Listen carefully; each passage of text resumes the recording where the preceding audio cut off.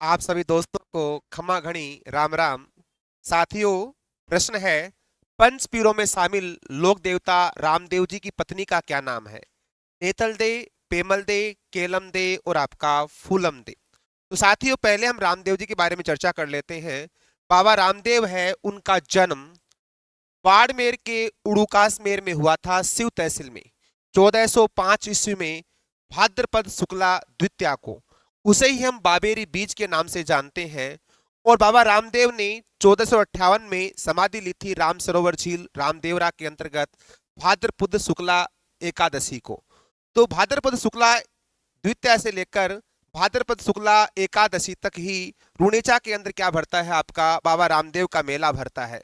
अगर हम बाबा रामदेव के उपनामों की बात करते हैं तो इन्हें रुणिचारा धनी कहा जाता है। हिंदू इन्हें विष्णु का अवतार, कृष्ण का अवतार मानते हैं। और मुसलमान इन्हें पीरों के पीर कहा जाता है, क्योंकि मक्का से एक बार संत आए थे और उन्होंने जिद रखी थी कि हम उन्हीं बर्तनों में खाना खाएंगे जिसमें हम खाते हैं। तो बाबा रामदेव ने अपने चमत्कारों से मक्का के अंदर जो बर्तन थे उनको यहाँ पे मंगवाया था। तो पीरों ने कहा, हम तो पीर हैं, आप क्या है? पीरों के पीर हैं। इनकी पत्नी का जो नाम था वो नेतल था, इसलिए इसे नेतल का भरतार कहा जाता है। और सांप्रदायिक सद्भाव का लोक देवता भी इसको कहा जाता है। इसके पिता की बात करते हैं तो तंवर वंशीय राजपूत थे, अजमल दे। और माता थी मैणा दे। गुरु की बात करते हैं तो इनके गुरु बालीनाथ थे। और इनके घोड़े का नाम था लीला या नीले घोड़ेरा अस्वार कहा जाता है। इनके भाई जो बीरम देव थे, इन्हें बलराम का अवतार मानते हैं। और मेघवाल जाति की इनकी बहन थी जिसका नाम था डालीबाई। और एक बहन क्या है आपकी? सुगना। डालीबाई ने रामदेव जी से एक दिन पहले क्या ली थी? आपकी समाधि ली थी। और मेघवाल जाति के जो भक्त हैं उन्हें किस नाम से जानते हैं? आपका रिखिया के नाम से जानते हैं। रामदेव जी की जो 5 रंग की जो ध्वजा होती है उन्हें नेजा कहते हैं। और रामदेव जी द्वारा किए गए चमत्कार क्या कहलाते हैं? आपके पर्चा कहलाते हैं। नेतल दे ऐसा माना जाता है कुष्ठ रोग से पीड़ित थी और अपने रोग से पीड़ित होने के कारण वो मरने के लिए जा रही थी, तो उसके रोग को ठीक किया और रामदेव जी ने मिश्री का नमक बनाया था।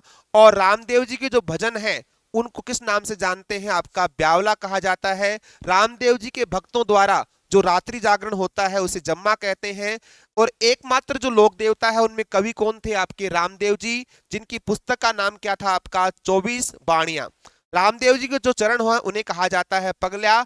और रामदेव जी के जो भक्त होते हैं उन्हें कहते हैं आपका जातरू। अगर हम लोक देवताओं की बात करते हैं तो सबसे लंबा जो लोकगीत है वो किसका है? आपका बाबा रामदेव का। रामदेव जी ने ही कौन सा पंथ चलाया था? आपका कांवड़िया पंथ चलाया था। और कांवड़ जाति की जो महिलाएं हैं वो कौन सा नृत्य करती है? आपका तेहरे ताली नृत्य। और तेहरे ताली जो नृत्य है उसका संबंध है पाली जिले के पादरला गांव से। और हिंदू धर्म के शुद्धिकरण के लिए इन्होंने हिंदुओं में वापस लौटने के लिए कौन सा आंदोलन चलाया था? आपका परावर्तन आंदोलन चलाया था। उस समय सातलमेर के अंदर एक असुर था, इसका नाम था भैरव। और उस असुर का इन्होंने क्या किया? आपका वध किया। इनके समकालीन में अगर बात करते हैं तो इसका नाम आता है आपका मल्लीनाथ।